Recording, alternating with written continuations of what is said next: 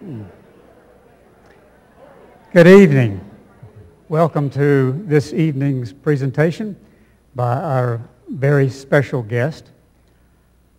Today at Convocation, our speaker said this to our students: timid women don't leave lasting legacies.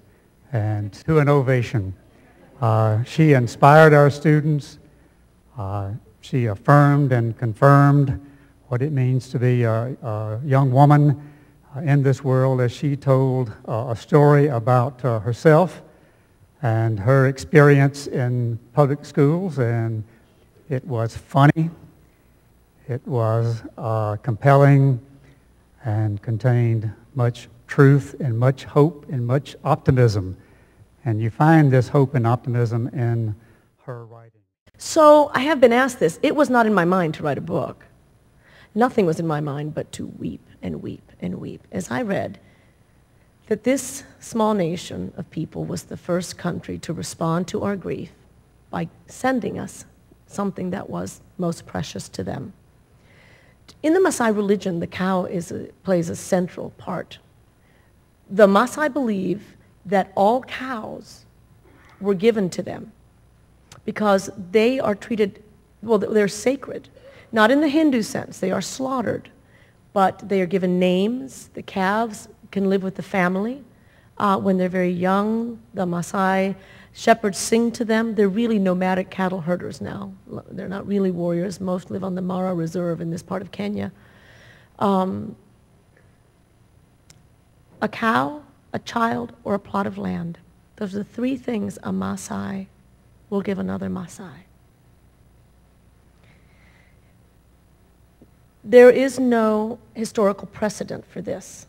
The Maasai do not give a cow, a child, or a plot of land to the stranger, ever. However, there was a young Maasai man named Kimeli Nyoma who had been in New York when the towers fell. He was studying at Stanford University and had gone to the UN on a diplomatic meeting that students had been invited to from Stanford. So he was there that day, and he felt utterly helpless. I'm going to get ahead of myself and tell you I know this because he and I have had many conversations. That day, I never thought that I would meet him. It didn't occur to me. But he said, you know, when you're a warrior, the first thing you do is you act, you defend, you do something, even the wrong thing. But action is, well, the only recourse. He went back, he said, with such a heavy heart. He went back in the spring to Kenya.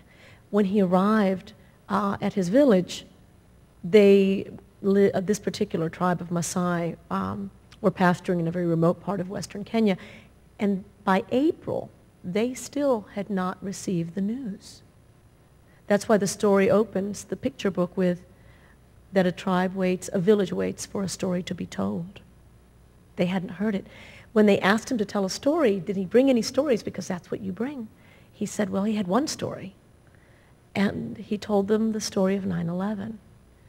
But Maasai children and some of the adults who had not been far outside of the reserves, many had been to Nairobi, of course, couldn't imagine buildings so tall they could touch clouds, or fire so hot they could melt iron. When he was finished, he talked to the elders and he asked whether he could give his calf. His calf is called Encaris. And I've promised Kimeli that I will always name her when I tell the story because she's very dear to him. It took 3 days in a sacred warrior camp, meeting with the elders to have them reach a point where they could agree to give a cow to someone other than a Maasai. But the story had so affected everyone. In fact, at one point, the elder, their chief, asked, what else can we do for these poor people? Which was such interesting language, don't you think? And when the word was sent to Nairobi, to our diplomat, he came out hearing that he was supposed to be in a diplomatic meeting with the Maasai, and word had spread in Nairobi that something interesting was happening. And so a few of the reporters went, including this young man, Mark Lacey from the New York Times. And it wasn't until they arrived and they found the road lined with Maasai in full tribal splendor. Magnificent. Red is the color of the Maasai. And the beautiful beaded work and so forth that they also do. And they realized this wasn't a meeting, this was a ceremony. And so speeches were exchanged and foods. The children drink milk and blood. It's actually very healthy. It's iron and calcium. And at the end of the day, 14 cows were presented to the people of America.